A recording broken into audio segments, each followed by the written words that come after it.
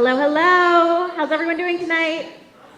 Good? Had a good dinner? Full bellies, hopefully? Okay, awesome. Thank you all for bearing with us while we were a little bit delayed. We are going to be reshuffling our agenda just because we had a little bit of tech issues. Our tech team was amazing in fixing everything. So appreciative of them. Thank you. Thank you all. So I'm going to do quick introductions. My name is Erica Faulkner. I'll be facilitating this meeting. I'm one of the NPA Ward 2 NPA Steering Committee members. I live on Decatur Street in Ward 2. We also have Lauren over there. We have Kaysen. We have Charlie. We make four steering committee members. If anyone's interested in joining the steering committee, come and talk with us. We are always welcome and would love to have new members and fresh perspective. And so if anyone's interested, let me know. But beyond that, I'm going to pass the mic over to our new, or not even new anymore, but our mayor. Yeah. Thank you.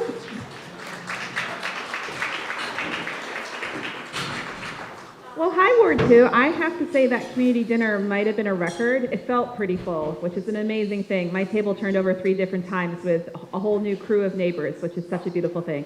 If we haven't met before, I'm Mayor Emma Mulvaney-Stanak. You can call me Emma, you can call me Mayor Emma, whatever works for you. And I live here in the Old North End, so it's always such a beautiful thing to come back to this building and connect with all of you. So I'm sort of doing the circuit on NPAs when invited, and so this doesn't have to go any particular way with my time with you, but I thought I would give a few updates and ways for you to know you can engage with me because community engagement is one of my core values in trying to lead the city forward and making sure that at least I am as accessible as possible to all of you, no matter if you can come to these or something else. So ways to engage with me, just so you know, would be we have mayor meetups. I have one actually on this day on purpose ahead of the NPA meetings from 4:30 to 5:30 upstairs. We offer childcare. That one has been lightly attended, so we might switch it in January after doing this for 6 months. But you can have an opportunity every week of the month. We have them posted on the mayor website, different times, 8 to 9 a.m., different parts of the city. We cover all districts. I want to make sure that it's not just one area of the city, that you can come and drop in, and that's conversational style. I do a little 10-minute update, but the rest of it is dialogue with community members no matter where you live. So you can come to any one of those. We do have a mayor email system you can sign up for. We do not spam you with tons of email because there's plenty going on and we don't have a lot of time to write lots of emails. So good way to kind of get updated on some core stuff we try to push out. And then specific to one of my 3 priorities on community safety, every 2 months we're holding a community safety forum where we get to go deeper into some of these complex issues facing our city. We just had one last week, and these are all recorded. You can find them also on our website to kind of go back and watch.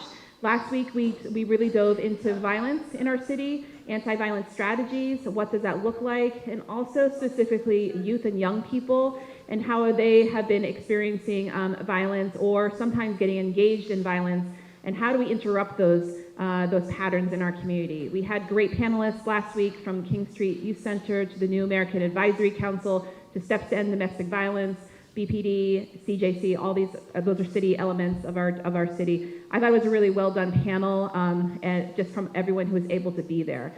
We also held one back in September. If you want to go back and watch that one, we tackled a little bit more broadly issues of our court system and why does it feel like folks aren't being held accountable. We dove into what bail law is in Vermont, conditions of release, what are alternatives to make sure we're doing pre-charge and restorative practices, and then we also did a little bit on gun policy at that particular community safety forum. The next one will be in January 9th. If you want to save the date, 5:30, we'll be tackling substance use. So that one is the full gamut of all of it. So people who are bringing in that harmful substances into our community and taking advantage of folks and preying upon folks living with substance use disorder. We'll go into the medical disorder itself, SUD. We'll talk about other ways we can be engaging back to youth, how the economics of it all, how some of them are getting into low-level dealing because we are not providing very good, strong alternatives for their economic well-being and their families. So, and as I've said before, we're going to keep holding community safety forums until there's nothing left to talk about. And then we'll switch it to another topic, but there's plenty to keep talking about, so just expect those every 2 months. We record them, we let you know what we talk about in those spaces. So I thought I'd also give you a quick preview of what's up on Monday night's council meeting briefly. You have a couple of your city councilors here tonight So I won't go into the details, but in case any of that's of interest, you can then ask your counselors. Maybe this is a nice little lob, volleyball. I am not an athlete, whatever. Some ball thing, I don't know, something to head their way. I mean, this is, as someone who's lived in the Old North End almost 20 years, we have our fair share of vacant buildings. We'll be tackling the first reading of a vacant building ordinance update, where we will steepen the fines for buildings that are remaining vacant for longer periods of time. And while you'll see the introduction just sort of talking about ramping up fees, I've asked my department head in that area to look at other models where we can be thinking about equity there and steepening the fees for those commercial business owners who have higher value properties. We can all name what those are downtown to make that fee even steeper versus a vacant building that's a small house in the middle of the Old North End that's really not causing a lot of harm. I want to make sure we have equity thought into that and a strategic way to leverage those buildings back into use.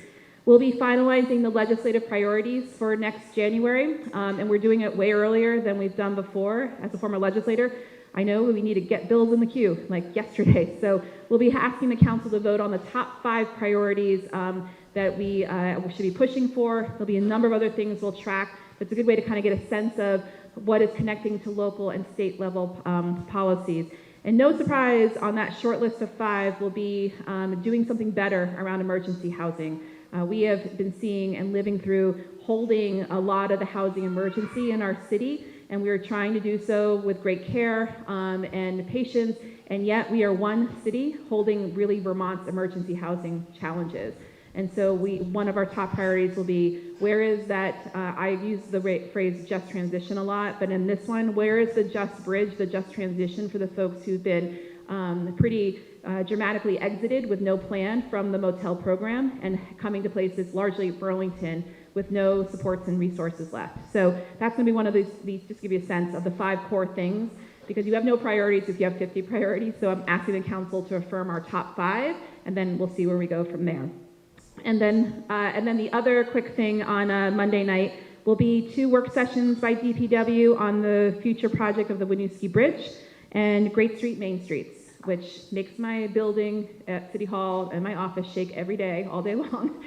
It is fascinating to watch that literally out my window every day. But if you're curious around those 2 projects, it's a great thing to tune into to hear the status of those projects. And then finally, because it's the Old North End, I thought you all might know we're coming back with our F-35 report, which was a charge by City Council in August about the impact on the Vermont National Guard, and so my administration will be giving an update on that.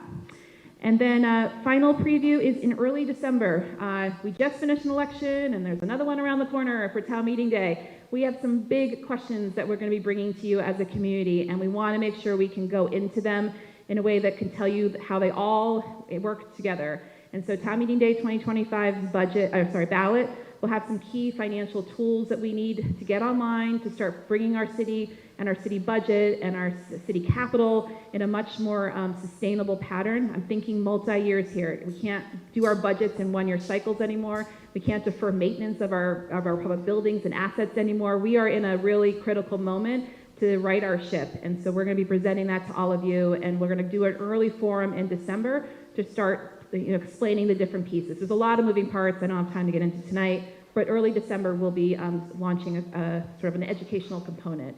Because again, back to community engagement, transparency, using plain language with all of you, talking about like the basics so you know what your city is up to is incredibly important, and that you have ways to give your feedback in a meaningful way to tell us, yes, more of that, less of that, whatever it might be. So with that, if you have any questions, I think I maybe have like 8.5 minutes. Do you want to? Okay. Hopefully that's what you were looking for, because. I wasn't planning on Q&A, but I love Q&A, so I'm going to Okay, great. Thank you. And just a reminder, when folks ask their question for a note taker, can you say your name and what ward you live in? Yeah, hi, I'm Lucy Gleck. Thanks for being here, Emma, and for your good work. I live in Ward 2 on Blodgett Street. So a couple quick things. One is I'm really glad you're going to keep working on the F-35 piece, and I would like to ask everybody in the room to spread the word with your friends. One action that we're taking right now is to call or email Bernie and Peter Welch, because they need to hear from us right now about these resolutions that we've passed, and for them to step up and do what citizens want. So if everybody could try to take time to make a call or send those 2 emails out, that would be really helpful, just to say, we told you already that we don't want these jets in our city, and it's time to get a new mission for them. So really great to hear from everybody as much as possible, and for the city to follow up on what good work you're doing on that. We really need that. Emma, I would like to ask ask you to consider the decision to close North Beach Campground. And I know I've heard rumor that it had to do with water needing to be shut off, and I feel like we could, I know it's also staffing and money issue, but could we not figure out a way to do portalettes there with some minor supervision for families? Because a bunch of people, I know families with kids that had to leave when it shut down. So I'm wondering if you can see if there's anything we can do about that. Yeah, I appreciate that. Thanks, Lucy. And just very quickly, just so folks know, back in the spirit of plain language and context, Burlington was the first community. 2 more have passed resolutions to call for a different mission for the Vermont National Guard that is not the F-35. So that's just to round that out. And the charge to my administration was to answer a few questions in that resolution around the impact. So that's what we'll be reporting back. And I've always opposed the F-35s, and I will never change that position. So I'm doing the due diligence of the resolution, but that's what that is about. And what Lucy was also mentioning is that when the state changed its general assistance emergency program, housing emergency program, also called the motel program, that folks are pretty familiar with, I'm sure, they started changing their criteria pretty abruptly in my mind. You had an 80-day cap, and then you were out. And the legislature and the governor last session basically endorsed the reality that they were going to be okay with people living outside because there was no transition plan. We do not have nearly enough emergency beds in Chittenden County, let alone the state. And that's why you've probably seen an uptick of the number of unsheltered people outside in the streets, and also in our center city. And that is largely due to people having to make some real survival skill decisions around where is the safest place to rough sleep at night, meaning sleeping outside. And that is the reality we're living in Burlington. We have over 350 people in and around Burlington who are unsheltered. And the homeless, people experiencing homelessness, that number is even higher because that's not counting the people who do have shelter beds. And so we did open for a period of time, September until when the campground closed around mid-October, campsites for families that were moved out of the motel program to do everything we possibly can do. We have spent upwards to $6 million locally with our own dollars just this calendar year to try to keep doing things, whatever we can come up with for helping unsheltered people. That is not sustainable, to be perfectly clear, and yet it is not our sole responsibility to build this bridge and the solutions for folks who are unsheltered. The challenge is also with the campground, and just to be clear, Lucy, is that it's not just the water mains and the staffing. As the temperatures dip, we have mandatory reporters on our staff, and it becomes trickier and trickier. And where we changed our direction, though, was trying to leverage our relationships to get more housing, emergency housing available as small as it could be. We got 7 families housed with partnership with CHT at Harbor Place, who were at the campgrounds. The state opened an emergency shelter at the Williston State Trooper Barracks, the old one. Have 7 families there, but as I mentioned, we have 350 plus people. So we're doing what we can.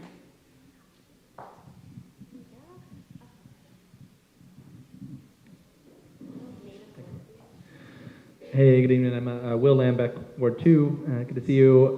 My question is about Burlington's fair and impartial policing policy. For folks who don't know, the state of Vermont mandates that all police departments in the state adopt a fair and impartial policing policy. There's a statewide model for that policy. That's the floor, but cities can adopt policies that are more protective. Particularly, I'm interested in the provisions that prohibit Burlington Police Department officers from engaging in immigration enforcement. We all know that with an incoming administration promising to deport 20 million immigrants from this country, the only way that they'll be able to do that is through the collaboration of local and state law enforcement officials. In 2020, after a lot of community input, thousands of people involved in the process, Burlington Police Department improved its fair and impartial policing policy to ensure that local cops wouldn't be in the business of deportations. That was following a city council resolution. On October 1st, the department rolled back those protections really under the radar. So I'd like to know how did that happen under your administration and what's being done to put those protections back in place? Thank you. Thank you for flagging that, Will. I literally just saw your email today, so it's well timed that you're here. It was not on my radar. So now that it is, I am going to look into why that policy was changed on the department level, because that's not in my value. It doesn't align with my values. I was not consulted as the mayor. I will leave the rest of it to TBD, but that is not where I want this policy to be. We should be not going to the minimum standard. We should at minimum be where we were, whatever you just cited, sorry, when we strengthen that purposefully in the grander context of a sanctuary city, especially in these times.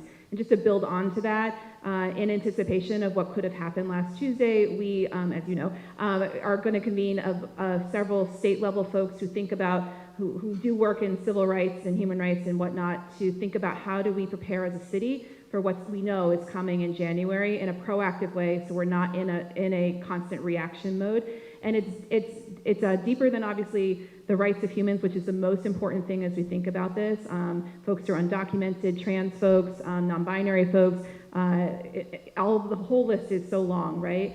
And as a city that is in a very blue state, I feel like we have a blinking light on top of us, we also have to understand there's a lot of funding that might also be immediately jeopardized around climate.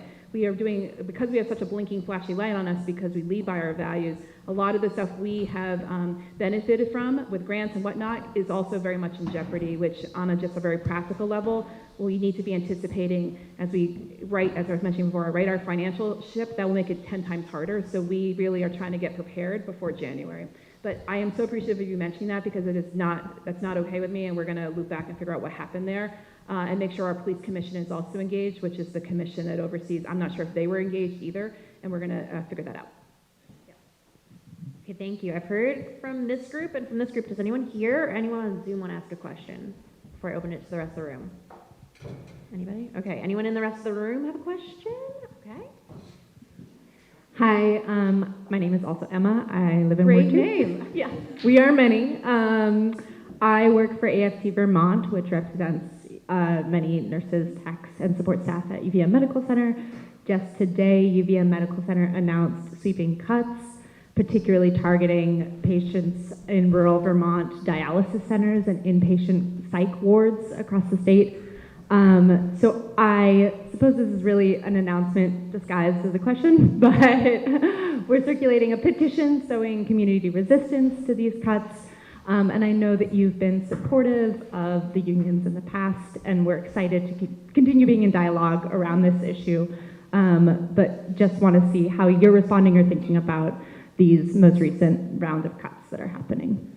I always like a leading question, so you bring it on. It really was. I appreciate that. Well, I used to be a labor organizer for a decade of my career for the NEA, sister union, or sibling union, I should say. I just was briefed on that today, that announcement, and so that is significant, the amount of rollback for patient services from UVM Medical Center and the network in general.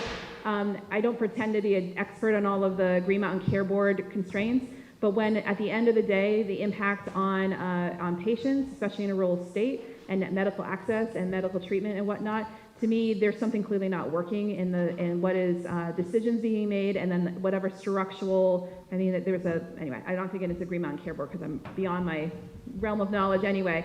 But this is again where we have to make sure that we use our position as the city of Burlington with 11 state representatives and 6 senators to make sure we're fixing anything structurally with the Green Mountain Care Board that is creating constraints around the UVM Medical Center, and hold UVM Medical Center accountable for how they're allocating their funds, looking at their broader budget. And when I was in the State House, we talked a lot about the excessive amount of money spent on traveling nurses, not the nurses' fault, but the expense and how they're managing their money and supporting those who are actually the rank and file local staff as well. So it is deeply unsettling. I want to make sure that we are working as partners to make sure that they're making the right decisions, but we're also making sure that regulation is also working.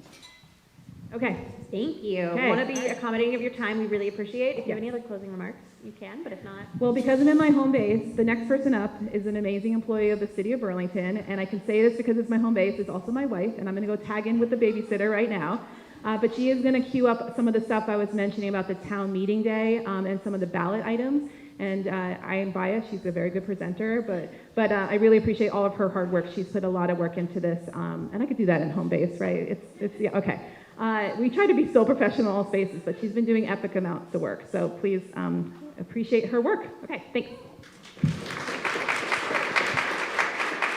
And you basically queued her up for me. Amazing. One other note, I was reminded, I made a note that we were changing the agenda, but I didn't actually tell you all that. Sorry. We're going to be moving public forum to the very end of the evening, just to, but anyway, take it away now. Thank you. Thank you very much. And it's hard because I like to talk with my hands, so having to hold a microphone is a little bit of an interesting experience. My name is Megan Moyer. I am the Division Director for Water Resources. I oversee the drinking water, wastewater, and stormwater services for the city, and I've done so since 2016.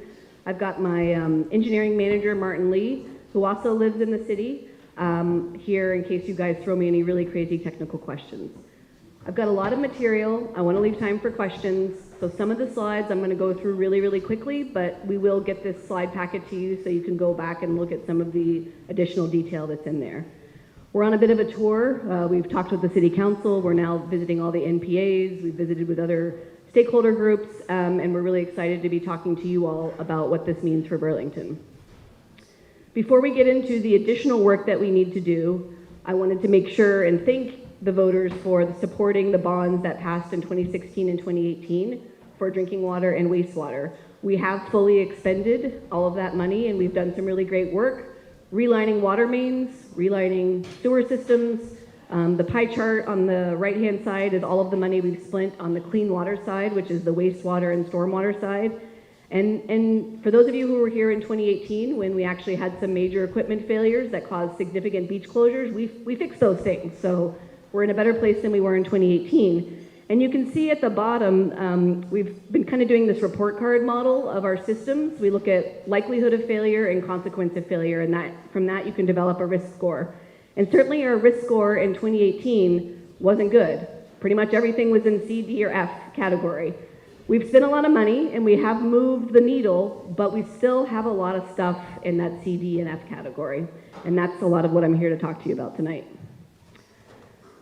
Why do we need more investment, right? You guys already gave us money. Why do you need more? And really there's two main reasons. One of them is that my job, Martin's job, is to provide reliable and sustainable service to you, to make sure the toilet can flush, to make sure that the water comes out of the tap and meets all of the water quality standards. And that's not just about the current Burlington, but also the future Burlington, right? Burlington, we're talking a lot about housing growth. With every additional house comes an additional toilet, which comes additional wastewater flow. And in order to be ready for the growth that the city needs for so many reasons, to grow the grand list, to fix some of our other problems, we have to have enough wastewater capacity. And we are approaching sort of that limit, or we could approach that limit in the next couple of years. The other one, and this one is a huge one for me as a water quality professional, is we have to keep protecting the lake because we're already doing a good job with our existing systems. And we actually need to do more. We need to reduce the phosphorus even more, whether you're in agriculture, whether you're in wastewater, whether you're an owner of a building that has stormwater runoff, everybody's got to turn off the faucet because the lake, she is suffering. And while I can't promise you that the things that we do in Burlington are automatically going to mean the beaches never close again from cyanobacteria because there's a whole big Vermont that's still discharging, we want to make sure we're doing our part. Right? We want to make sure that at the end of the day, we can say, we kicked phosphorus's butt, and the rest of y'all need to get with the program. At the end of the day, so I took this job in 2016 and 2018, this is when we had those terrible beach closures, and it was not a great year. It was a smack in the face about what could happen. It is a little bit of a foreshadowing of if we don't take care of our stuff, these systems, we're old. You usually replace a wastewater treatment plant every 20 to 25 years. Our plant is currently 30 years old. And so we don't want to get back to this place again. Anybody here have an old house, live in an old house? The work never stops. You don't do a project and then, oh, you got 10, 15 years, you don't have to do another project. That's what running these systems are like, right? We do one project, and as we're doing this project, we're planning for the next project. And so even though we've already done a lot of work over the next 5 years, we have still more work to do. The things I'm going to dive deeper into tonight are the things that are in bold. There's a lot of stuff on here we're not going to talk about, but are in the numbers. And importantly, the things that are in orange. Through some of the conversations we've had, we've heard it time and time again from counselors and others. Hey, do we have to do all of it? What can we not do? What can we push off 5 or 10 years? And we've worked really hard, and I'm still asking Martin and his team to scour through the list one more time. The things in orange are the things that really professionally we would like to get done now, but we're saying, okay, these are the things that could wait so that we can maybe let things settle down a little. At the end of the day, the numbers are, I think I said eye-popping on the news. We're looking at about $21 million for drinking water. We are looking right now at $190 million, which is down from the 204 that I said 2 nights ago, because we're still crunching the numbers and still taking things out that we can, and then about $14 million on the stormwater side. That 190 number, and I'm going to come back to that. So even if I've convinced you that we do need to invest, why now? Why not 5 years from now? Why not 10 years from now? Let's let the dust settle and all these other financial issues. The reality is the likelihood of failure for me and Martin to go to work every day, and the sense of worry that we have about what is going to break, and what that will mean for the city, how much we're going to get on the news, how much bad press we're going to get, whether or not I'm going to be able to literally have water on your street. Those are the things that start to come up when the systems get this old.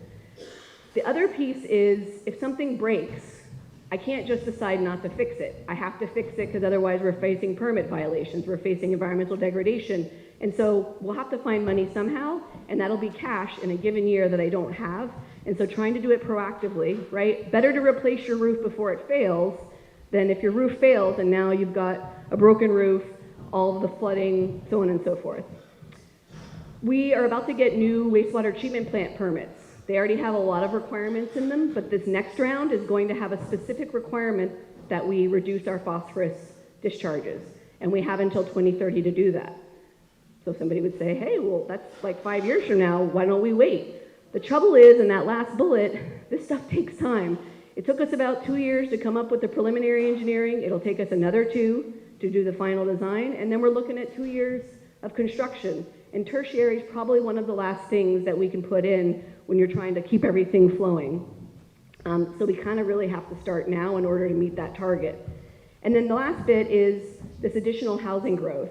I have another graph, I'm not going to go into it, but we're starting to get close to some of the regulatory triggers where if we're above a certain level and then we also start to have plant violations and equipment failures, our ability to issue a letter to anybody, whether it's a single family home or a whole new affordable housing unit development, we're going to have a hard time issuing that letter because we shouldn't be allowing new connections when our system is not working. So the vast majority of that 190 is dealing with the wastewater treatment plants. Everybody here, your poop goes to main plant, which is the biggest plant, the one that's on the waterfront. People in the new North End, their poop goes to the far end of North Ave, to North Plant, and then there's a very small treatment plant on Riverside that we call East Plant. Crazy, still blows my mind. We didn't have wastewater treatment until 1950s, at least for the main waterfront, and then 1960s for the river. So we were literally toilets flushing, going straight into the water bodies with nothing. Isn't that crazy? I mean, it's a long time ago, but it's not that long ago. And then if you look at the cycle of upgrades, we're upgrading every 20 years. 1973, fortunately, Clean Water Act, a lot of money around. 1994, we did another upgrade, which was really substantial and did a lot of sewer separation to reduce our overall combined sewer overflows and increase treatment capacity at the main treatment plant. And I'm actually combing through the files to look at the amounts of money that we got from the state back then, because there were specific programs for those things. Those programs no longer exist, unfortunately. These are our 5 main goals for our plant modernization project. It's the resiliency piece. Let's keep stuff running. Let's make sure we're prepared. We have redundancy, so when storm events hit and a pump breaks, because they can break, we've got a backup one. On the environmental side, we need to meet and also increase or enhance the water quality that's at the end of the pipe. There's that capacity piece, making sure that whatever housing comes, that we are ready for it. There's work safety. We have a former wastewater treatment plant operator here in our midst, and they have really challenging conditions that are tough on their bodies, tough on probably their lungs. There's places in the process where they have to wear hoods because the air quality is not great. We had one person who was a very promising wastewater operator actually had to resign because she was breaking out in rashes. That's not okay by my watch, because these folks really work hard to take care of something that you all don't even potentially think about when you flush the toilet. A lot of people are excited. We're working to reduce the off-site odors. We know the plant, it's a poop plant. It doesn't smell clean and fresh. There's things that we can do both mechanically as well as some process changes that we're exploring that are going to result in things smelling not quite so bad. We kind of already went over this. Our report card for the wastewater treatment plant is not great. We have been given a target by the state for how much treatment we have to provide, and we basically have to go to this level to this level. And with the technology that we've selected, it actually gives us a bit of a buffer, which I'm really excited about because of climate change. Climate change is going to increase the amount of phosphorus that keeps coming to the plant, and so it's really important that we have that buffer. We went through a pilot study where we actually looked at 3 different technologies, super cool science experiment if you're a nerd, and we were able to select the one that had the best performance and actually the lowest cost. This is that graph that I talked to you about. Any graphing nerds, you can look at it later, but this is where over time we're able to document that we're worried about our permitted flow capacity. Here's a really cool thing. Okay, we mentioned the little tiny plant, East Plant on Riverside. Whether we have 2 options with that. We can keep it as a little plant forever and ever, and every 20 years have to upgrade it and spend a certain amount of money, or we can bring back a plan that it looks like they looked at in the 1990s but didn't do, which is actually to turn it into a pump station and pump it all the way to main plant, where we're already investing a lot of money in enhanced treatment. So you get better environmental benefit, and when we look at the numbers, right, to rebuild it is 28 to 32 million, but to consolidate is about 31 million, so it's within that range. And moreover, when we look at the life cycle costs over 50 years, instead of having to upgrade it every 20 years, we're now saving money. We'll still have to put money into a pump station, but the amount of money and the type of money that you're putting into a pump station is very different than trying to keep a whole wastewater treatment plant going. As I said, that the total amount of investment that we need to make in the wastewater treatment plants is about 178 million. Big, big number. But when you look at normalizing it with how much capacity we have, right? We are one of the biggest systems. We have 8.5 million gallons a day of capacity. And when you normalize that big number by the gallons that we can process, we're actually well within the range of the other bonds that we've seen that have passed recently in Shelburne, Virgin, South Burlington, and Middlebury. So that helped me, come out from under the table a little bit when I saw that number. I don't know if folks remember the 2023, the first generational flood that we had before this 2024 one, when the river siphon broke in the Winooski. So we have, this is the way the system was built, a pipe that goes under, or at least now goes under the river. It broke previously in the 2000s. It goes cross country in Colchester, and then it goes back under the river to North Plant. And it was that downstream pipe that broke as a result of the flows. My team kicked butt and basically built a whole system in 2 weeks to keep all of the sewage from going into the river, and we have done an emergency repair. We feel comfortable, we know it was a good contractor, but there is still ongoing risk. So we have been working with FEMA to do an evaluation of what we really should do with this system, and the current alternative is that we believe we should turn it into a pump station and put a formal underground force main pipe all the way to North Plant. So this is one of the numbers that I've taken out recently. This number was in the city council presentation, and after some hand-wringing and really trying to strategize, we believe that FEMA can pay for this, should pay for this, and we're going to stick it in the FEMA bucket, and if something goes wrong with that, then we'll have to revisit it with you all, but we think that's where we're going to stand for right now. So some of the better numbers you're seeing is the result of that. Anybody know this cute little building?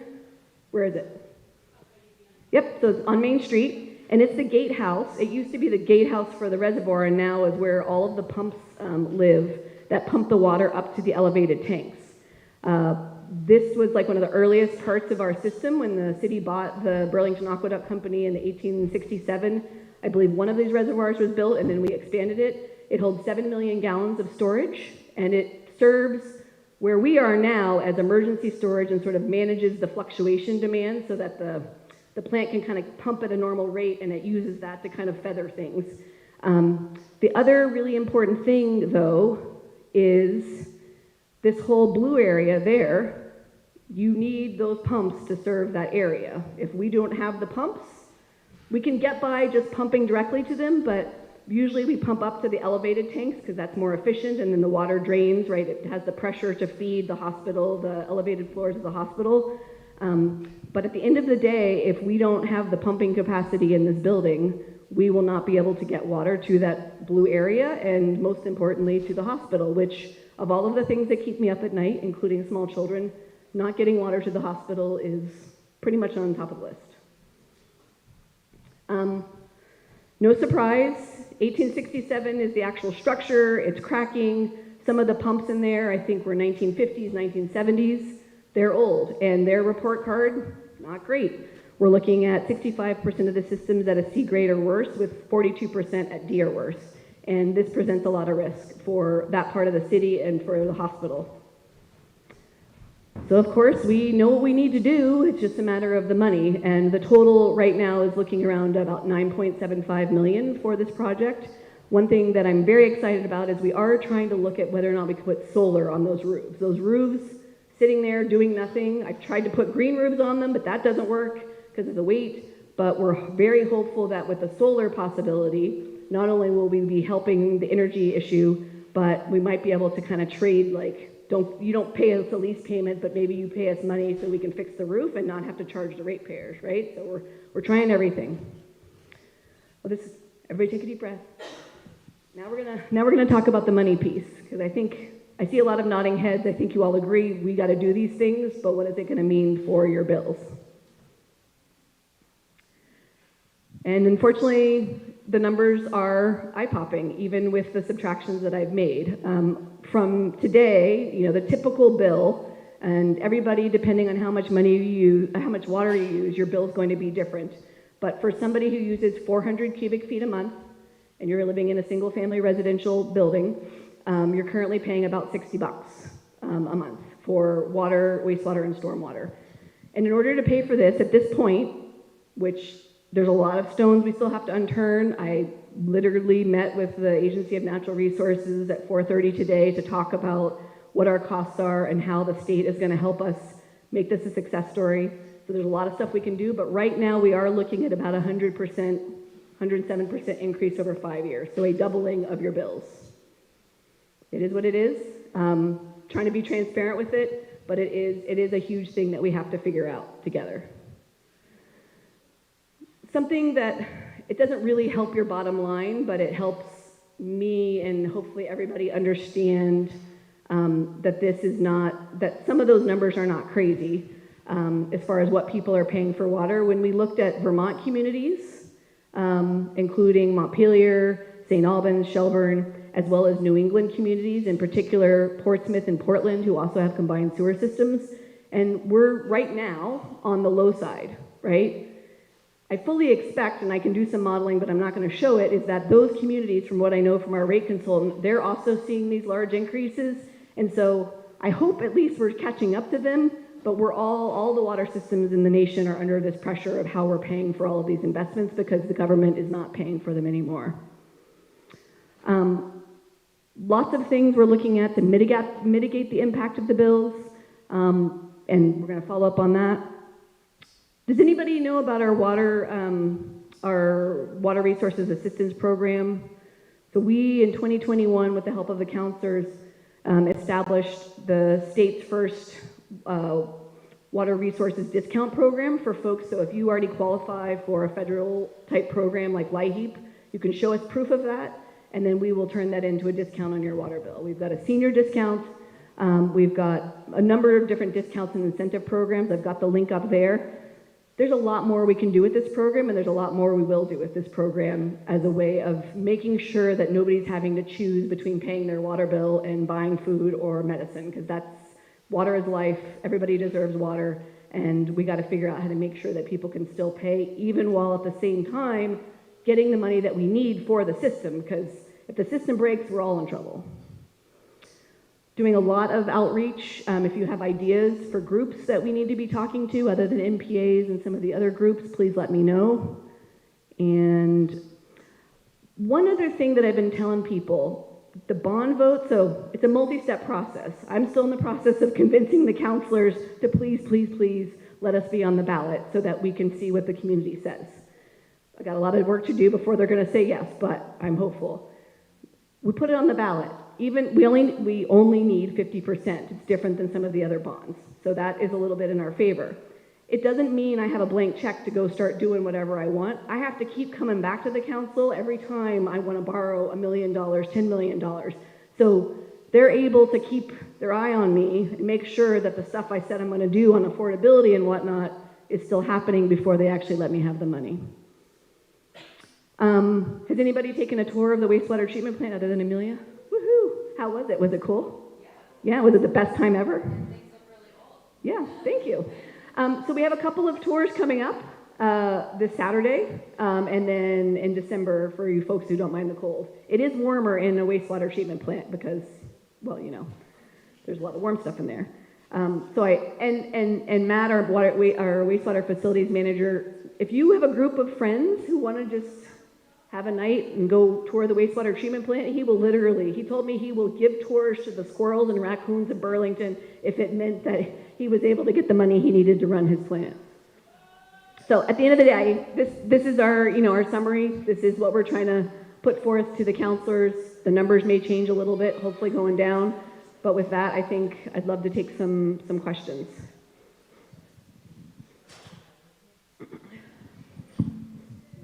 Hi, I'm Julia. I live in Ward 2. Just a question, there are no federal grants, anything federal that can help pay for this? There's not pure federal grants. So the one thing that we are already leveraging in our model, and I was meeting with Julie about leveraging more, is the state revolving fund loan program, which has a very low interest rate of 2% and can often come with some grants or some loan forgiveness, but it's really hard to know how much you're going to get in advance. Unfortunately, and I don't know if I have the slide, the federal infrastructure bill, right, injected a ton of money, but the water part is very, very tiny compared to all the other parts, and the money that came to Vermont, over half of it is for very specific situations like lead service lines and PFAS. So while it is more money, it is nowhere near the amount of money that Vermont needs, unfortunately. But we're on the list right now for a congressionally delegated grant of about $1 million for the reservoir, and then we are applying for a very large EPA grant that would help with not the wastewater treatment plant, but some other items in the city to reduce combined sewer overflows.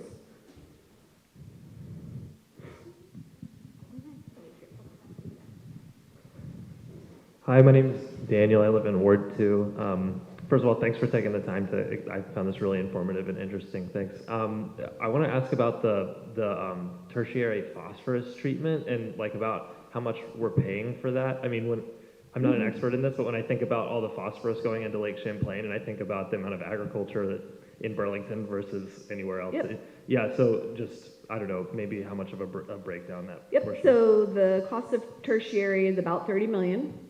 And the challenge is, because we get this question a lot, is, well, yeah, let's just do more on the farms or more somewhere else.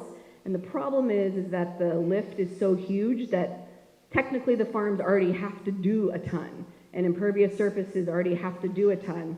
And so while wastewater is a pretty small portion of the overall budget, the phosphorus budget, they still have to go after it. One of the arguments that I made, though, to Secretary Moore was, when they made wastewater treatment plants do the additional phosphorus removal, they only focused on the large plants, not the medium plants and not the small plants. And so we are bearing the burden that could have been spread, and I certainly made that argument a long time ago. if we all just optimize, we might get the same number. And that seemed to resonate with her, so I think there's something there. And in the 1990s, and I actually found the old law, they used to have 100% grants for phosphorus removal, and that was removed sometime in the early 2000s, probably because there wasn't enough money. So it's definitely a piece that we're looking at. Cool, thanks. Hi, Trav Fryer, Ward 2. This is maybe not a straightforward question, but I hear you saying that this is maintenance that will need to continue to happen because it's an old system, so you're sort of expecting it to continue over the next number of decades. So is this kind of process expected to continue where every however many years there'll be another bond request, or is there a more sort of sustainable source of funding that can, like, how does that, should we just continue to expect this, or? And I'm happy to talk with you offline because of some of the requirements when you borrow money, you're required to actually raise more money than you really need to pay the debt. And so I am very hopeful when I look at the models that this is starting to turn the tide and setting us up for success, where we are going to start to have more reserves and potentially, I think we're always going to have to bond because these projects are really big, but the amount that we have to bond for and the sort of pushing it off, I hope that my successors won't have to go through what I'm going through now, and it's nothing about my predecessor, but there was a culture of we're only going to handle things through reactivity, and the people were told, live within your budget, live within your means. I see it as our professional duty. The counselors can tell me no, but I'm going to tell you what our system needs, and then we can have a conversation about how much we get, not the other way around, which I think unfortunately in Vermont does happen a lot. It's like, well, how much of a rate increase can you get by with? Okay, well then you live within that. Well, no, this is how much money I need. This is what the rates need to be, and then that's where we start the conversation. Okay, thanks. Well, a side question. When were you saying that the bill would sort of double? By 2030, so that okay. would, FY 30, so really July of 2029. So incrementally until then, a sort of Yes. increase. Okay. Yes. I mean, and that's one of the really interesting things when I look at our rates in the past, right? Because I'm trying to figure out how do we get here. But we've done crazy things, right? So we major 20-30% rate increase like in the 1990s, and then we're still recovering from this 10-year I have words about that 10-year period where there was no rate increase except for one blip. So I think in my model with running a utility is incremental modest increases where we can keep up. And what's really interesting, because again I've been doing a lot of modeling, if I take the AWWA, so the American Water Works Association studied rate increases across the nation, and on average from 1998 to 2023, we were seeing in other communities, probably not Vermont, a 5% annual rate increase every year. When I apply that 5% annual rate increase to what our rates were in 1998, we should already be up at the $85 mark, and we're not. We're at the $60 mark. So we're not only having to pay for this, but we're also doing catch up on money that we probably could have been earning all along and would have been a hell of a lot easier for ratepayers to deal with than what I'm talking about doing. So I can't go back in time. I have been watching Back to the Future with my children, and I wish I could do that, but yes, which is I forgot how great those movies are. Anybody else? Just gonna make sure. Okay. I'm actually on time. So actually, you need to go, don't you? No, I'm fine. Okay. Emma is with the children, so I can stay all night. Okay, so about 20 years ago, the water department basically gave away thousands of attachments that went on people's kitchen sinks. Yep. So I would encourage us to look at that. Now, it's not going to earn any money, obviously, for the water department. Yep. It's going to, in fact, it might even cause rates to go up. But I'm hoping that Burlington can organize with the rest of the county, if not the rest of the state, to order 100,000 of these things. This is something that you take your little filter off your kitchen sink and you throw that away and you put this new thing on there So when you've got a full flow, and suddenly you just want a trickle, so you just tap it with your hand like this, and the trickle goes from a full to a tiny trickle. So, I mean, we've got drought in 4 southern counties, so everybody in the state needs to start conserving water. So I would encourage the water department to band together with other municipalities and get a real good rate on like 100,000 of these things and just donate them around the state. I wholeheartedly agree, and I've actually talked with BED because they have more staff resources and they're already doing energy efficiency programs about whether or not they're already in people's homes, go ahead and give somebody a leak detection tablet, right, to make sure that your toilet's not running. One of the big things that I want to do with our affordability program is do usage volume reduction, help everybody. You can control your bill, right? It's somewhat within your control. If you can reduce your usage by a certain amount, you'll be able to stave off some of the increases. So there's concepts of plumbing assistance programs. We currently have a WaterSense fixture incentive program. It's only $75. We're gonna up it. It's a no-brainer because people aren't using it. So now maybe you're able to afford the dual flush toilet that you wanted to put in, but you didn't have the money. And another thing we are looking at, and I'd love to get feedback, is we're looking at accelerating the rollout of smart metering. So right now we kind of have dumb meters where you have to wait for your bill to come to know that, oh, my mom was here and she took a lot of baths and, you know, my water bill went up. Whereas if you had smart metering, you would, if you were into technology, you could get notifications if there was a leak. You could get notifications if you were approaching your budget, so on and so forth, which, again, not going to be for everybody, but I think there's a portfolio of tools that hopefully we can put in place that will help people have more control, certainly before we get to that 5-year maximum increase. I think there was one more question, if it's okay to ask. Amazing. I will stay forever. Beautiful. I just don't want to think. Hello, my name's Reggie. Hi, Reggie. Couple just questions to clarify things to help me understand. So, one, are there opportunities to gather more revenue from extreme water users, such as beer producers and industrial activities in the city? And 2, what are the mechanics of the bond once issued? How does the purchase of the bond become possible to the public, and how does that logistically work? I actually have no idea on the second question, but I will find out, because I'm presuming that you might be interested in investing in your own community. But a great question. On the first question, so we do have different rate classes. So there is the potential for the council to make a policy decision to charge one customer class differently than others. It's a balance, because if we do charge certain commercial folks or breweries more, particularly more than what they would perceive as justifiable, then they could leave, and then now we've lost revenue. So like any business with your customers, you're trying to charge them as much as you can, but without them deciding to go somewhere else.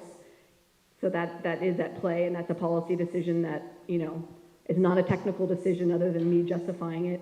For certain types of businesses like breweries, it's not so much their excess water usage as it is the strength of their waste. And we do apply a surcharge because the amount of food and organics that they're sending to us as part of their process is higher than what you all pay. And because they're paying the same sewer rate, that's not fair because they're using up more of the capacity. And so we do kind of offset that by charging them based on the pounds of biological oxygen demand that they're sending us. But we have our whole rate table on our website, and you can see on the water side, we've done a lot of work to try to keep water for particularly single-family triplexes and duplexes as inexpensive as possible, that first 400 square feet. I didn't get into this, but I think it's important just given where we are, and then I will stop because I know we got to cede it over to Jean. But one of the things we're really trying to do is figure out how we're going to mitigate the impact on rent, right? If you rent and we increase the water bill, your landlord is going to turn around and increase your rent. Renters don't usually pay the water bill, right? Because it's 1 meter for a whole big building and then they kind of split it up. On the electric side, though, you usually do pay your electric bill because each unit is individually metered. we've been looking, there's only really 2 models in the country, and the DC one we've looked at, we don't like very much because it basically involves getting the landlord to sign up for the program, then the landlord gets a discount, and then their landlord's supposed to pass it on to the renters, which I'm not sure would pass muster. But in Seattle, they get a direct credit. So if you're an electric customer and you qualify for their electric assistance program, like we have, say, in BED right now, the water fund, I could send money and give a credit on the electric bill, right? That brings down your overall amount that you have to pay to the electric company, but I've offset the electric company with my water rates. So helping you with your overall utility expenses. It seems like a really cool model. Trying to get a meeting with Seattle. We've had meetings with BED. They're interested. Of course, they want to know the logistics. They want to make sure that their ratepayers are protected. But I'm really excited about this because otherwise it's so hard to reach renters. And I think we have so many renters in Burlington who are feeling the pressure that we got to do that. Amazing. Thank you so much. Yeah, thank you for all the great questions, y'all. Yeah. Up next. Yeah. Okay, up next is going to be our city councilor, Jean Bergman, talking about the redistricting charter change that might be coming up during town meeting day. Thanks, Erica. I'll try to make this briefer than you might be expecting. You know, we have just heard this report about all this work that we've got to do, and you did hear a lot of times them say, and the city council has to do this, city council has to do that. And ultimately, you elect us to do lots of work, and one of the things that we have to do as part of the democratic process is make sure that the principles of one person, one vote are linked all the way down to our city representatives. So that means our Ward 2, all of our 8 wards, and our city districts, which is the way that we dealt with the question of how many city councilors is sufficient? How many do we need to make sure that the people are really represented? Right now, that whole process, deciding how many councilors we have, how the districts are drawn, and what and the numbers of people that are in them. Those are all in our charter. Charter is a special state law for the city to do things that, you know, no other city can do because it's special to us. So we've got Ward 2 is actually written right up in the charter. And charters don't just get worked on by city councilors, don't just get passed by mayors through an approval, and don't just get supported and approved by voters like us, but they actually have to go down to Montpelier. They have to get approved by the legislature, and they've got to get signed into law by the governor. It's why we voted in 2014 for banning guns in bars, and it is still sitting there, right? They haven't acted on that. There's a number of things. Just cause eviction, overwhelmingly supported. But those are issues that have statewide implications. We can argue with state reps, the governor, about them, but it seems to me and to other folks, at least on the city council to date, that it makes no sense for the governor to decide that we are going to split the old North End down the middle through North Street, north and south, like we just did, or we were going to split it east-west like we used to do before 2023. And so many of you here were in Ward 3, but now you're in Ward 2. Thank you very much. I love Ward 2. I've represented it over the course of a long time. I love my ward. But that was a dramatic change. Very, actually, hurtful to a lot of folks, right? Now, we could decide locally to do that, but I gotta say, what the hell does the governor have anything to say about how we do that? Well, the answer is, by law, the governor gets to do that, right? He gets to say, no, I'm sorry, I don't think so. Now, maybe there is gerrymandering that's in their mind. Maybe they want to play politics with who the representatives are and how the council would be. It seems in a way far-fetched, but it is part of their political process. What we are about to vote on this coming Monday night is a charter change that would say Burlington can act like Montpelier. The voters can and have to approve of our city wards and districts, or however we've got it set up, but it doesn't have to go to the legislature and the governor to be adopted, because what the charter would do is say that we can, from time to time, have the city council make changes to the boundaries to provide for the equal division of population among the different parts of the city, and then it's going to go to the voters. We go to the voters now. We're not changing that. The charter change that would go on the ballot would say that the wards and districts that we've got right now, the number of officials, where the lines are, that's not going to change until it's changed.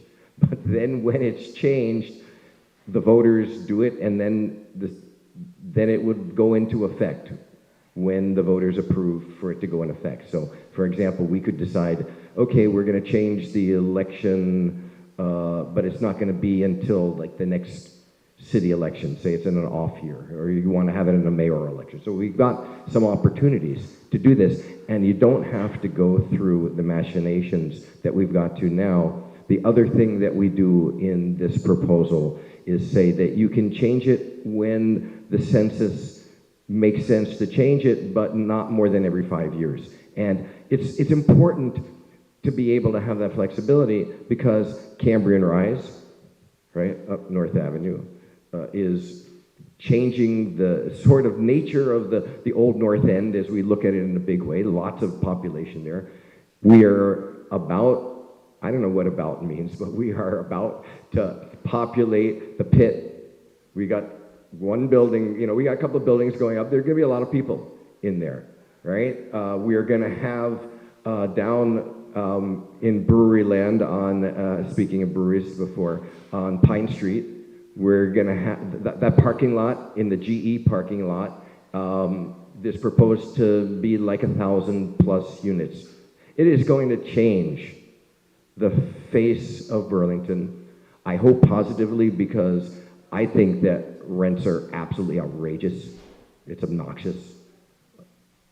I'm being polite and not cursing, as I often develop. But we are going to need to be changing the face of our political landscape, so to speak.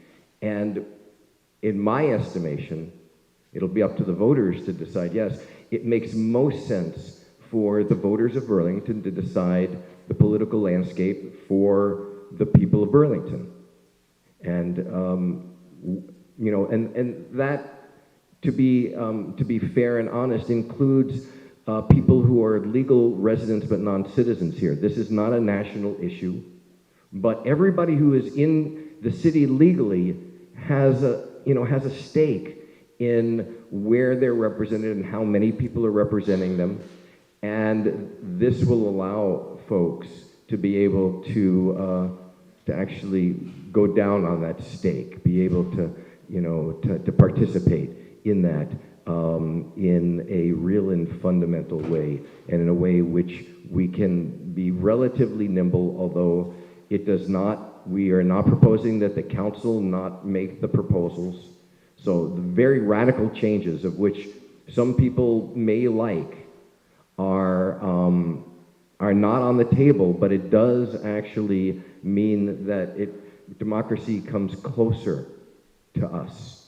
And then when there's a brainiac idea about something, we have a little bit better opportunity to actually make that happen, because we don't got to go down and plead with the people in the legislature, get their attention, right? And they got and we have representatives down there. I'm going to end with saying we have a lot more important things to do than having the folks down in Montpelier tell us that we should be drawing the line down the center of North Street instead of the center of Elmwood Avenue. And we're going to be voting on this on Monday, so I wanted to make sure that we got in front of here and thank the NPA for the time. I think that's it. Don't get me going to start to ramble, because I just will do that, as you have seen in the past. Any questions? Anybody? Oh, wait. Wait. Oh, so the count? Yeah, what are the steps after you vote? So then we would, on Monday,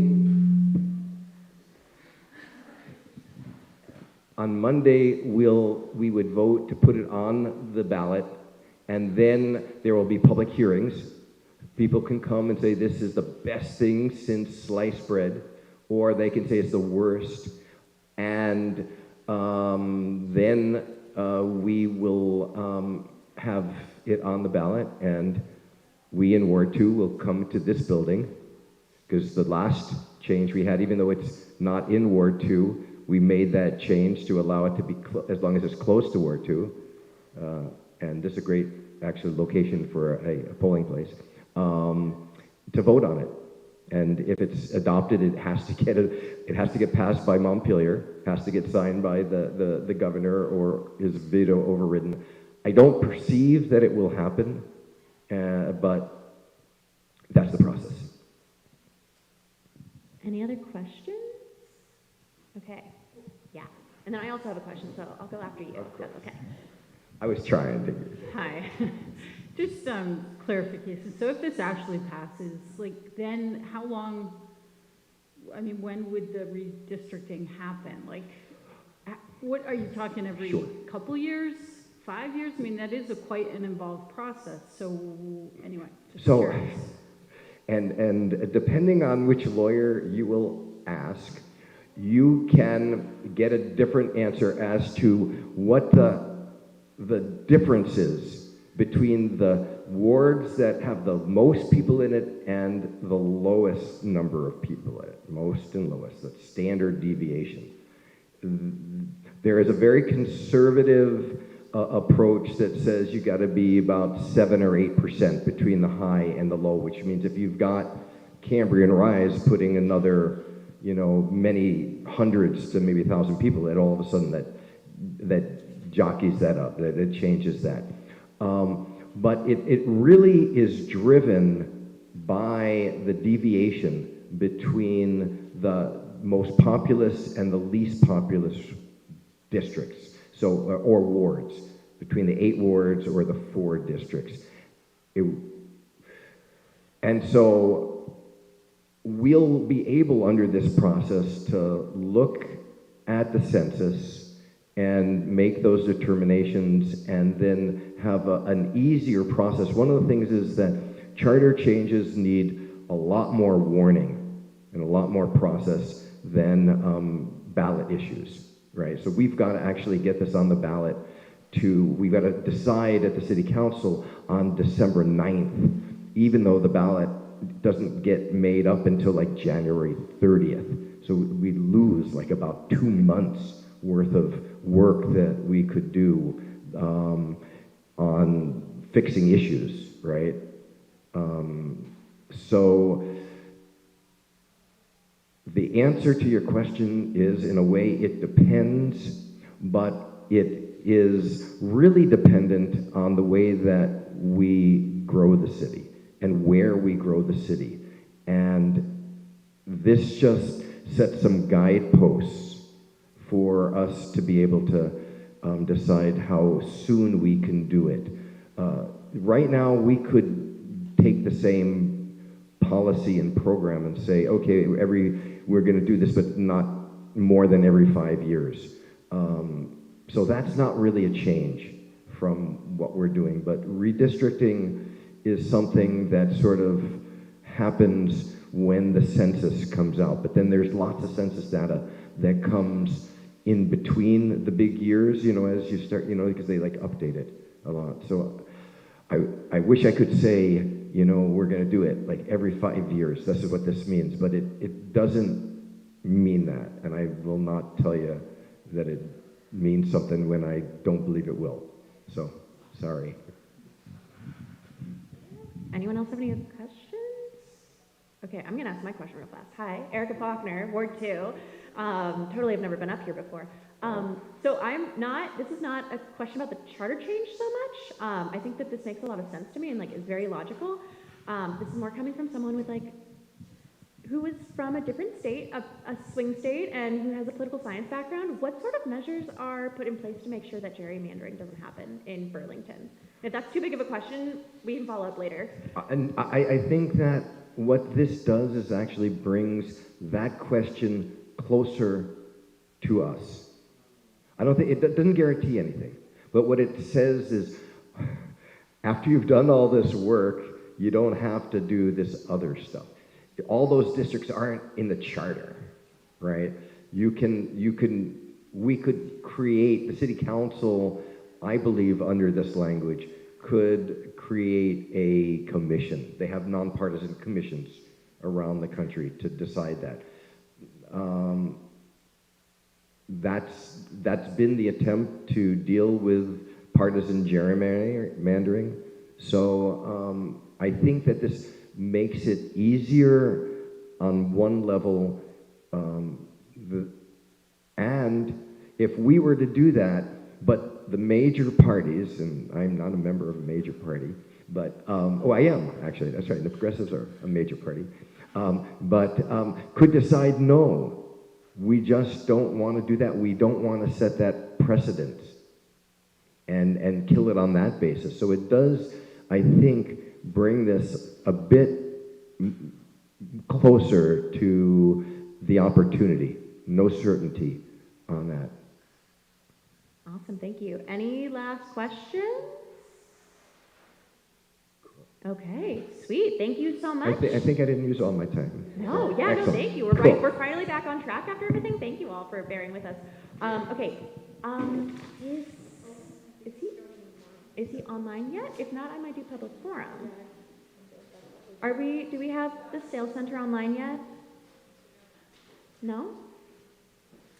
That's totally fine. We told them a different time when we're ending earlier, so they should be on at 8, which leaves us 10 minutes to do public forum now, instead of doing it afterwards. So we're gonna be moving our public forum to now. If anyone would like to come up and talk, each person gets 2 minutes for a 10-minute total.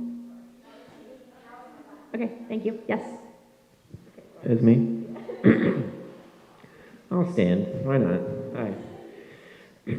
Trev Fryer, Ward 2. You've heard me give this announcement probably many times. If you've been to the NPA before, I'm talking about the Repair Cafe. It's this Saturday from 11 to 3 at 12 North Street.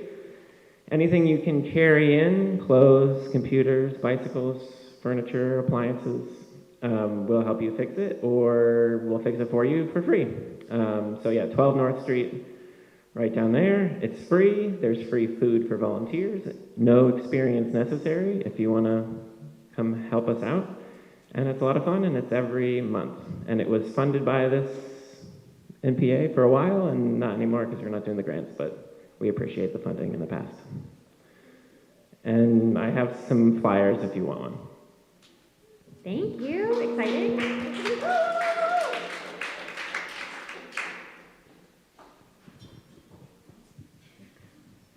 Hi everyone, my name is Sarah Hernandez-Tim. I'm the Public Information and Community Engagement Officer with the Burlington Police Department. I'm happy to announce that we will be hosting our annual Community Academy in the new year.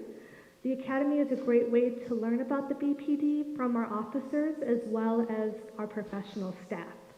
The Academy will take place each Wednesday from 6 p.m. to 9 p.m., starting January 9th through February 12th.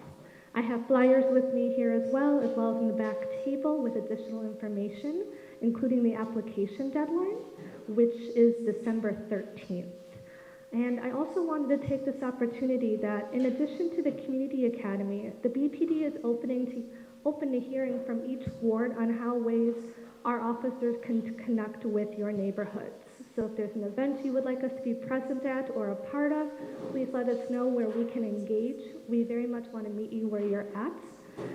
My contact information is on the flyer. You are welcome to reach out to me directly or through your steering committee.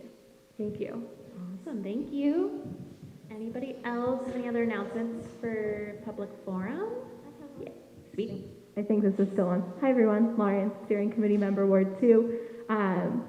This weekend, starting tonight actually, at the Flynn, there will be a lovely production of Newsies by Lyric Theater. I'm very excited to go see it. My roommate is in it, so I'm very biased, but I definitely recommend if you are able to and looking for something to do this weekend.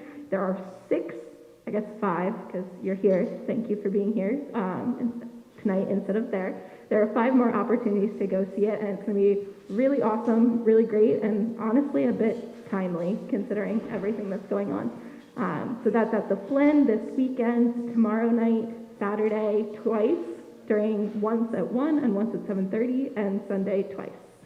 Thank you. Is there any other public forum? Any other public forum? Ooh, I felt. Oh, thank you. I'm sorry, I missed you, Kason, over there. Oh, you don't even have a mic. Let me get you that. Oh my gosh. Okay. Hi, everybody. I'm Kason. In addition to being on the Ward 2 Steering Committee, I'm also the Director of Operations for the Peace and Justice Center here in town, and we are having a talk about bikes and the way bikes have been used to help fuel social justice movements this Saturday at 6 p.m. at Old Folks Home.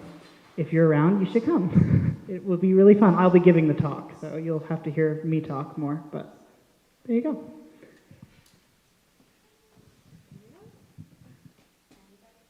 Anyone else? Okay. Going once, going twice, going 3 times. Okay, so we are now maybe gonna have some tech issues, but we're gonna figure that out. We're all gonna bear together with this. But our last presentation is going to be online from the Community Sales Center.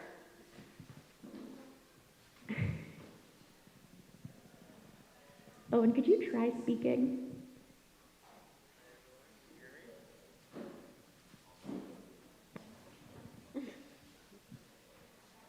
Can you speak again?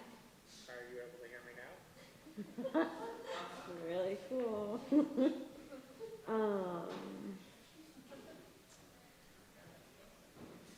Can you keep speaking, please? Are you able to hear me okay? So, can you try again? Are you able to hear me now?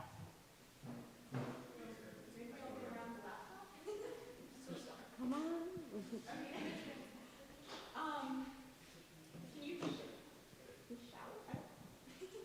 Sorry, Owen, we're having some tech issues. Our speaker system is just not connecting with Zoom like it normally does. So we're trying to have you talking to a mic through the computer, just so you know what's happening in the room. Can you try talking one more time?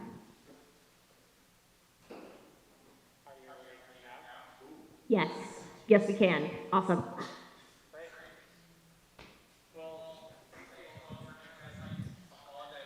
There in person. I had a car issue come up briefly, but I'm excited to kind of share some of what we're working towards, and we're seeking feedback from our community about this project that we're looking to undertake. And for those of you who may not know who we are and what we do.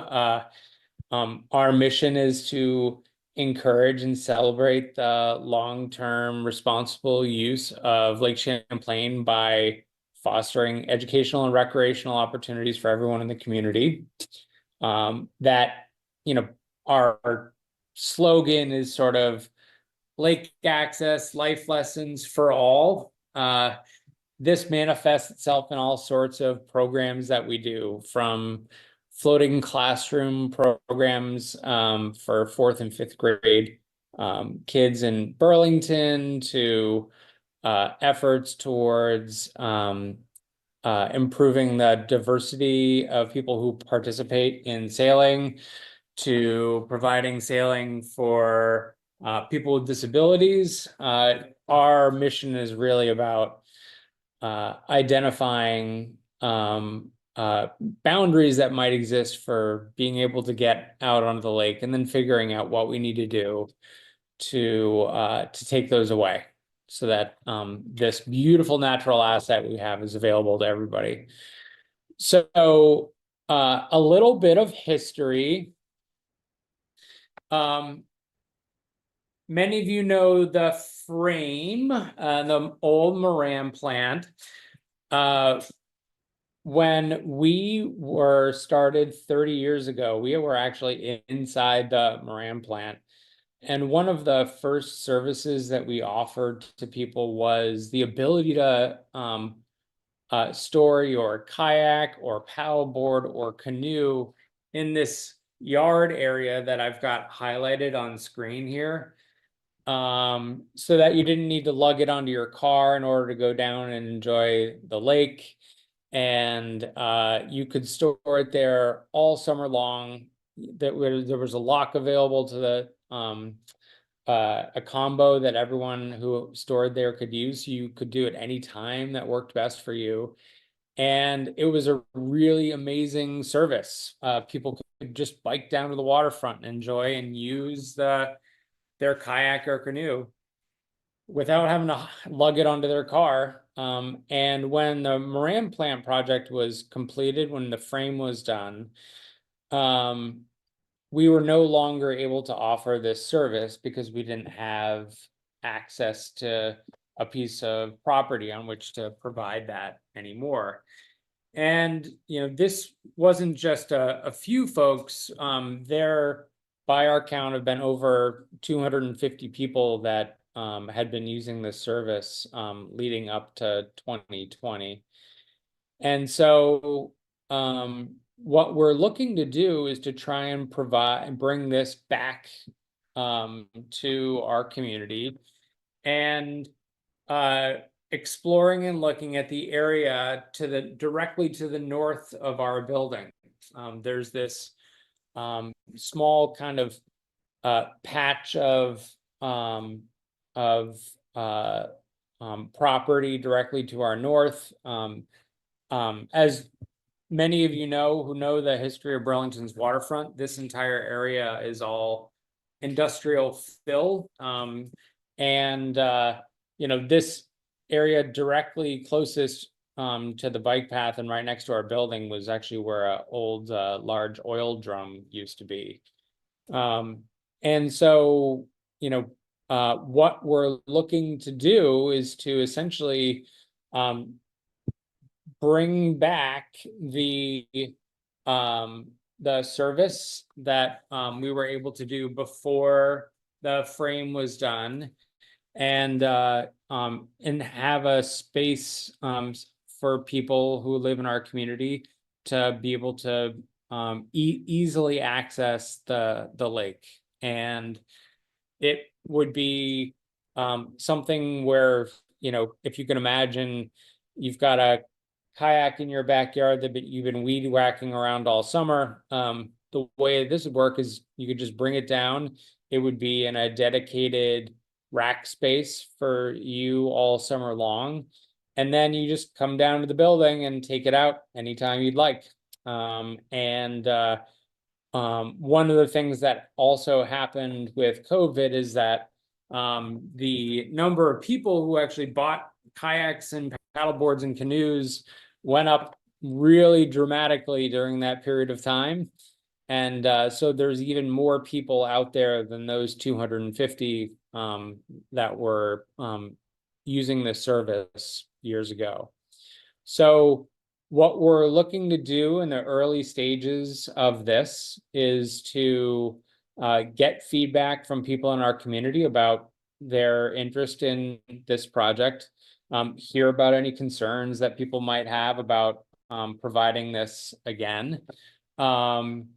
We, in the meantime, are doing an ecological study of the area to understand the true classification of the wetland that's in there, as well as doing hazardous materials assessments to understand how dangerous and dirty the soil is, having been underneath a oil tank for so long.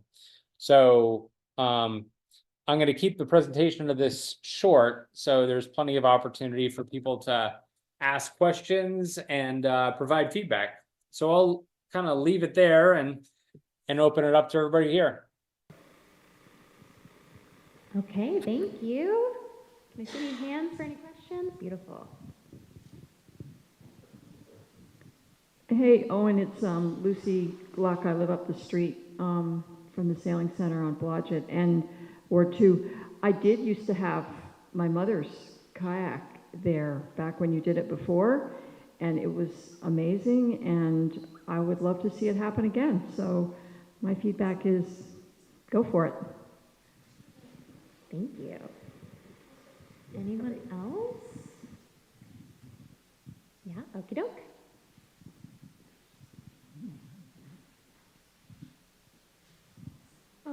This obviously isn't necessary, but I was wondering if you guys had any ideas about like what would happen to it during the winter, or would it just sort of be empty during the winter since, you know, not very many people are kayaking in January?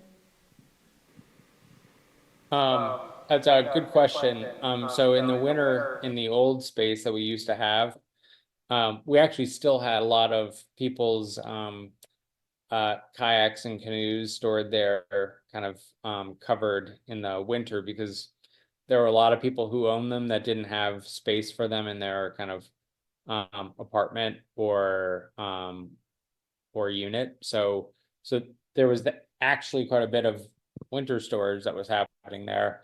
The other thing that we've been approached about as well is the people who there are people who have boats at nearby marinas that need a place to store them during the winter months as well. So that would be another thing that we'd be looking to potentially provide for folks during the winter months. But if there are ideas about ways for us to enhance this in the winter, please, we're open to them. Awesome. Anyone else? No? Okie doke. Okay, thank you so much, Owen. This has been great. Thank you. And thank you to everyone else who stuck it out. We are ending a whole 20 minutes early, even though we had a couple tech issues. And thank you so much to our tech team for being like truly thinking outside the box tonight. We really appreciate it. And to finish out, we're going to do a quick raffle for everyone who's still here.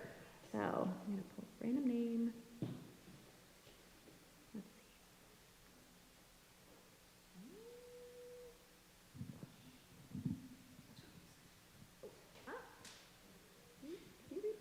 Trav? Yeah, okay, sorry, it took me a minute. Okay, all right, meeting's done, guys. Thank you all. Have a lovely evening.